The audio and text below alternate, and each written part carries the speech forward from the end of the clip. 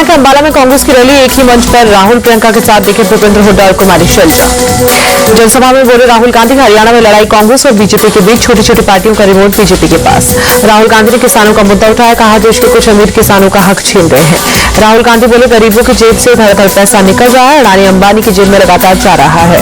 प्रियंका गांधी का दावा, हरियाणा से बीजेपी जा रही है, कांग्रेस आ रही है। प्रियंका ने बीजेपी पर साधा निशाना, कहा बीजेपी ने किसानों का अपमान किया, उन पर लाठियां चलवाई। सिरसा में बोले कांग्रेस नेता भूपेंद्र हुड्डा, हरियाणा में कांग्रेस की पूर्ण बहुमत की सरकार बनेगी। भिवानी में कांग्रेस सांसद राज बब्बर का दावा, जनता इस बात से खुश है कि कांग्रेस आ रही है। हरियाणा कांग्रेस ने 10 नेताओं की पार्टी से निकाला, पार्टी विरोधी गतिविधि पर हुआ एक्शन। कल हरियाणा के पलवल में होंगे पीएम मोदी, विशाल जनसभा को करेंगे संबोधित। चरखी दादरी में रक्षा मंत्री राजनाथ सिंह ने आम आदमी पार्टी पर निशाना साधा, कहा हरियाणा में आपकी कोई हैसियत नहीं। कांग्रेस सरकार में खर्ची और पर्ची के बिना नौकरी नहीं मिलती थी, बीजेपी ने इस व्यवस्था को खत्म किया, राजनाथ सिंह का बयान। राजनाथ सिंह बोले 10 साल में मोदी सरकार पर भ्रष्टाचार के एक भी दाग नहीं, कांग्रेस सरकार में मंत्री तक को जेल जाना पड़ा। हरियाणा के सीएम सैनी बोले हरियाणा में भी कांग्रेस का एमपी और छत्तीसगढ़ जैसा हाल होगा, उसकी हार तय। हरियाणा के भिवानी में सीएम योगी की रैली, कहा कांग्रेस कहती थी कि देश के संसाधनों पर पहला अधिकार मुसलमानों का है, पीएम ने कहा पहला अधिकार गरीब, वंचित, दलित और पिछड़ों का होगा। सीएम योगी ने राम मंदिर का जिक्र किया, कहा बीजेपी ने 500 साल की समस्या का समाधान किया, कांग्रेस ने देश की जनता को सिर्फ लूटा, समाज को बांटा, सीएम योगी का बयान। पंचकुला की रैली में बोले सीएम योगी, पिछले 7 साल में किसी ने भी जमीन पर अवैध कब्जा किया है तो वो जमीन खाली हो चुकी है या कब्जा करने वाला बुलडोजर के दर से खुद खाली कर दिया।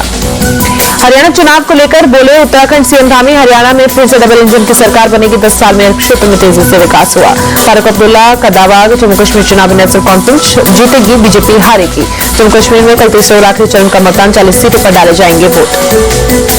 कल मुंबई में पार्टी नेताओं के साथ गृह मंत्री अमित शाह करेंगे बैठक, विधानसभा चुनाव की तैयारियों पर चर्चा। मुंबई में महाविकास अघाड़ी की बैठक से बंटवारे पर चर्चा। दिल्ली के मंत्रियों द्वारा सड़क के निरीक्षण पर बोले बीजेपी सांसद मनोज तिवारी, चुनाव में 2 महीने बचे हैं, जनता को बेवकूफ बना रहे हैं।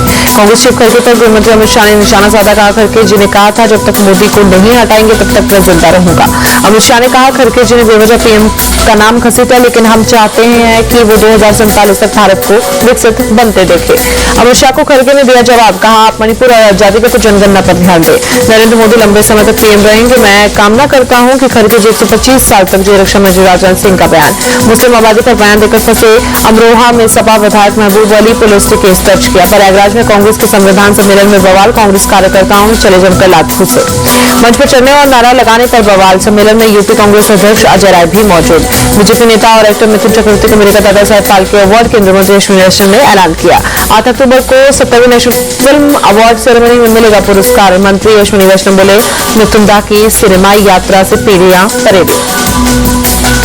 दादा साहेब फाल्के पुरस्कार मिलने पर बोले मिथुन चक्रवर्ती, मैंने इसकी कल्पना नहीं की थी, अवार्ड अपने परिवार और प्रशंसकों को समर्पित करता हूं। मोदी ने मिथुन चक्रवर्ती को बधाई दी, कहा भारतीय सिनेमा में उनका अद्वितीय योगदान। एक्टर शत्रुघ्न सिन्हा बोले मिथुन चक्रवर्ती को दादा साहेब फाल्के अवार्ड मिलना खुशी की बात। मुंबई के धारावी में मस्जिद के अवैध निर्माण को तोड़ने का काम शुरू, मस्जिद ट्रस्ट ने खुद की कार्रवाई।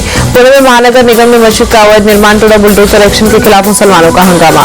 महानगर निगम ने 6 महीने पहले भेजा था अवैध निर्माण हटाने के लिए नोटिस, अवैध निर्माण को खुद तोड़ने के लिए भेजा था नोटिस। महाराष्ट्र सरकार का फैसला, कपास और सोयाबीन की खेती करने वालों को 96,787 किसानों को 5,000 रुपए प्रति हेक्टेयर अनुदान देगी। गाय को राज्य माता घोषित करने पर बोले महाराष्ट्र के डिप्टी सीएम देवेंद्र फडणवीस, देसी गाय हमारे किसानों के लिए एक वरदान। गोवा सरकार की कैबिनेट में एकीकृत पेंशन योजना लागू करने को मंजूरी, सभी सरकारी कर्मचारियों का फायदा होगा। बक्सर शोधन बिल पर अमित शाह के बयान पर भड़के कांग्रेस नेता तारिक अनवर, गृह मंत्री न संविधान को मानते न संसद का आदर करते हैं। बिहार के सुपौल में बारिश के चलते बने बारिश से रात कई इलाकों में पानी भरा। नेपाल में भारी बारिश के बाद कोसी नदी का तटबंध टूटा, बिहार के दरभंगा में बाढ़ जैसे हालात। बिहार के मुजफ्फरपुर में बारिश से बिगड़े हालात, बकुची पावर ग्रिड परिसर में घुसा पानी। बिहार में बाढ़ पर केंद्र और राज्य सरकार की नजर, केंद्रीय मंत्री नित्यानंद राय बोले सभी आवश्यक कदम उठाए जाएंगे। नेपाल में भारी बारिश के बाद बाढ़ और लैंडस्लाइड, अब तक 192 लोगों की मौत।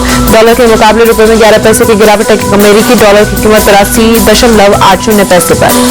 1270 अंक का गोता लगाकर बंद हुआ शेयर बाजार, निफ्टी भी 368 पॉइंट लुढ़का।